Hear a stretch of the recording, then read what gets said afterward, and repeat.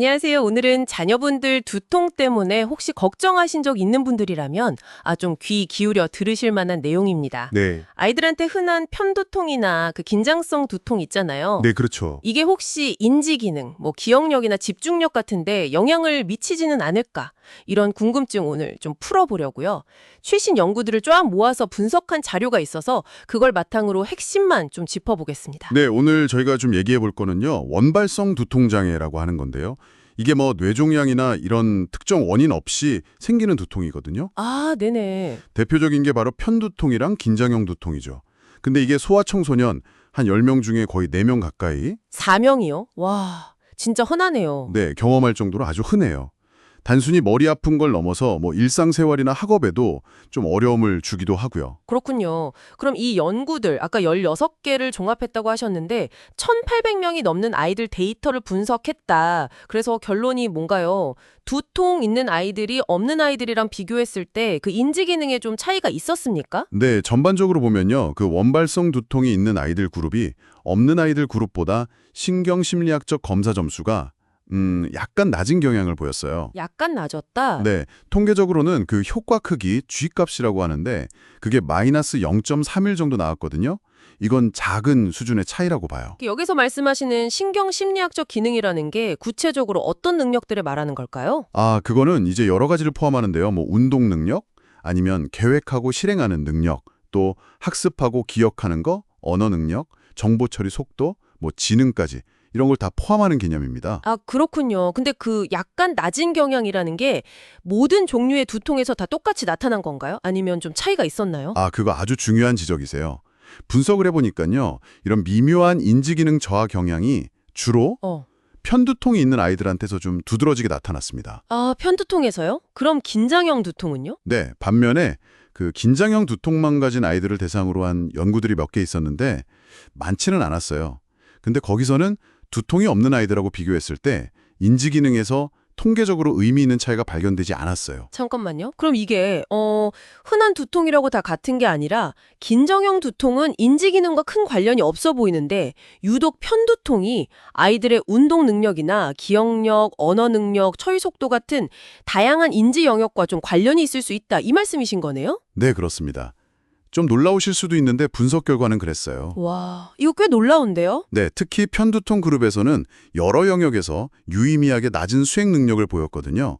그중에서도 가장 두드러진 차이를 보인 영역이 이게 좀 의외인데 운동 능력이었어요. 운동 능력이요? 네, 효과 크기 G값이 마이너스 0.83으로 큰 수준이었죠.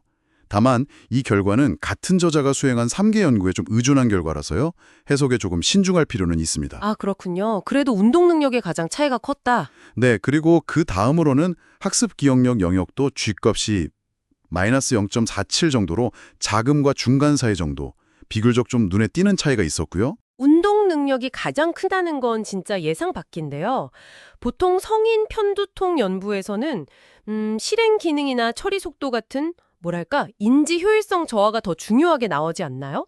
아이들은 좀 패턴이 다른 건가요? 맞아요. 그 점이 이번 분석에서 아주 흥미로운 부분 중 하나입니다. 성인 편두통하고는 좀 다르게 소아 편두통에서는 운동 능력이나 학습 기억력 저하가 상대적으로 더 부각되는 그런 양상을 보였어요. 물론 그렇다고 소아 편두통에서 실행 기능이나 처리 속도 저하가 아예 없는 건 아니고요. 관찰되기는 했는데 성인에서만큼 두드러지진 않았다는 거죠. 이게 왜 그럴까요, 그럼? 두통을 오래 알아서 그런 게 아니라 뭔가 다른 이유가 있다는 걸까요? 네, 그럴 가능성을 시사하는 거죠. 단순히 뭐 시간이 지나면서 누적되는 문제라기보다는 편두통 자체와 관련된 어떤 신경생물학적인 요인이 아주 어릴 때부터 인지 기능에 영향을 줄 수 있다. 뭐 이런 가능성을 생각해 볼 수 있습니다. 그렇군요. 아, 그럼 이 결과를 부모님들은 어떻게 받아들여야 할까요? 만약에 내 아이가 편두통을 좀 겪고 있다면 뭘 좀 알아두면 좋을까요? 우선 편두통이라는 게 단순히 그냥 머리 아픈 문제만이 아닐 수도 있다. 아주 미묘하게나마 운동 능력이나 기억력 같은 인지 기능과도 관련될 수 있다는 점을 좀 인지하시는 게 중요할 것 같아요. 네네. 그렇다고 해서 뭐 편두통 있는 모든 아이들이 인지 기능에 큰 문제가 있다. 이런 뜻은 절대 아니에요. 아까 말씀드렸듯이 그룹 평균에서 나타나는 작은 차이니까요. 너무 걱정하실 필요는 없지만. 네, 너무 겁먹을 필요는 없지만 그래도 아이 상태를 좀 더 다각적으로 이해하는 데는 도움이 되겠네요. 그렇죠. 아이를 이해하는 데 좀 도움이 될 수 있고요. 또 기존에도 소아편두통 진단할 때 인지기능 평가를 좀 고려해라 이런 권고가 있었거든요. 아, 있었군요. 네, 이번 연구 결과가 그런 권고를 좀 뒷받침한다고 볼 수 있겠습니다. 그렇군요. 그리고 또 한 가지는 이 연구의 한계점도 분명히 알아야 하는데요. 아, 네. 어떤 한계가 있었죠? 이게 대부분 병원을 찾은 아이들을 대상으로 한 연구들을 모은 거고요. 상대적으로 긴장형 두통에 대한 연구는 수가 좀 부족했어요. 아하. 그리고 뭐 아이들이 먹는 약이라든지 수면 문제, 다른 동반 질환 같은 것들의 영향도 데이터 부족으로 완전히 배제하지는 못했고요. 그래서 특히 긴장형 두통이나 아니면 이런 영향이 장기적으로 어떻게 되는지에 대해서는 앞으로 더 많은 연구가 필요합니다. 네, 알겠습니다. 오늘 이야기 들으면서 소아편두통이 성인하고는 인지적인 특징이 좀 다를 수 있다는 점이 특히 인상 깊었습니다. 네, 그렇죠. 마지막으로 이런 질문을 한번 던져보고 싶네요.